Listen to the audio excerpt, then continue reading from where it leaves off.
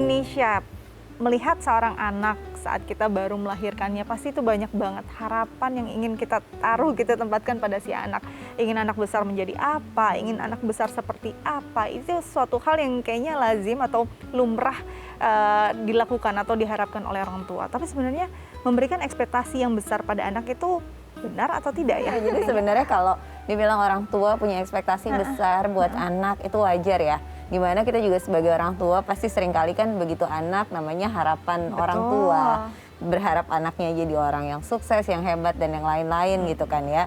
Nah itu sebetulnya sih nggak apa-apa sepanjang gitu ya, ada catatannya sepanjang gitu kan. Itu juga dimaknai selaras dengan anak. Artinya kemudian juga melihat kondisi anak, kelebihan dan kekurangannya, menerima anak dengan kelebihan kekurangannya tersebut sehingga tidak terkesan menuntut, kemudian juga yang sebetulnya pada akhirnya jauh di luar kapasitasnya anak sehingga anak merasa tidak nyaman karena berada dalam pola asuh yang penuh tuntutan, penuh kritik, seolah-olah tidak diterima. Nah itu efeknya justru jadi panjang gitu. Ya sebaiknya kita punya ekspektasi yang lebih pada anak ya. Kita waktu kecil punya cita-cita terpendam yang ternyata tidak bisa terpenuhi, biasanya sasarannya tuh anak harus bisa memenuhi cita-cita orang tuanya. Cuman kalau selama ini sih ada beberapa hal yang memang kok anak lain udah bisa lebih dari anak saya gitu. Kadang itu juga bikin iri atau bikin kok nggak bisa gitu anaknya. Karena anak saya tuh berbicaranya tuh agak terlambat. Jadi yang pertama adalah cross check terlebih dahulu. Benar-benar memang kurang sesuai dengan tahapan perkembangannya atau karena kita mengkomparnya dengan yang jauh lebih advance kemampuannya atau yang memang kebetulan kemampuan verbalnya itu menonjol gitu kan. Nah harapannya ketika kalau misalnya kita sudah menemukan itu adalah memang bukan nggak tertinggal kok, memang karena dibandingkannya dengan yang sangat-sangat excellent di kemampuan verbal tersebut gitu kan, pada akhirnya gitu membuat kita jadi rasa-rasanya lebih baik gitu. Ya kalau memang punya ekspektasi dan harapan ya boleh-boleh aja gitu kan. Karena kan memang sebetulnya yang membentuk individu untuk menjadi sesuatu di masa depannya itu kan ada faktor nature dan nurture. Nature itu adalah bawaan genetiknya, kemampuannya seperti apa. Nurture adalah bagian dari lingkungannya itu membentuk dia seperti apa. Nah kalau kita mau memperkenalkan dengan apa yang menjadi ekspektasi kita, istilahnya oke, kenalin ya kenalin aja.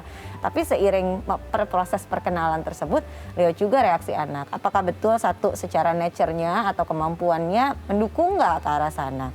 Dua, anaknya benar-benar berminat nggak, anaknya menyukai atau tidak gitu kan. Kemudian kita bisa lihat kalau misalnya dia memang dirasanya kurang menyukai ya harus setidaknya kita berikan alternatif pilihan yang lain. Oke. Ibu Putri, mungkin ada yang ingin ditanyakan tidak bersama psikolog kita tentang tema kita hari ini?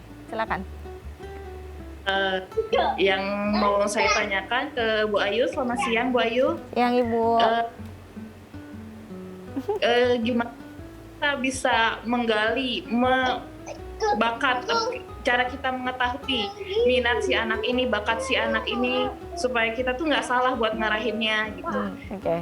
Oke, gimana Mbak Ayu? Ini masih kecil banget ya, umurnya masih 3 tahun gitu kan ya. Tapi kalau mau tahu bakatnya ada di mana gitu kan, sebetulnya sebaik-baiknya kita melihat adalah dengan observasi, dalam artian dalam daily activity-nya anak. Coba deh lihat paling menonjol dia melakukan kegiatan yang apa. Apakah kalau dikasih musik kemudian dia cepat banget untuk menari? Apakah kalau misal dibacakan buku dia seneng banget untuk kemudian duduk dan mendengarkan? Apakah kalau misalnya dikasih olahraga tertentu cepat untuk ngikutinnya? Jadi kuncinya sebetulnya untuk mengenalinya adalah di observasi.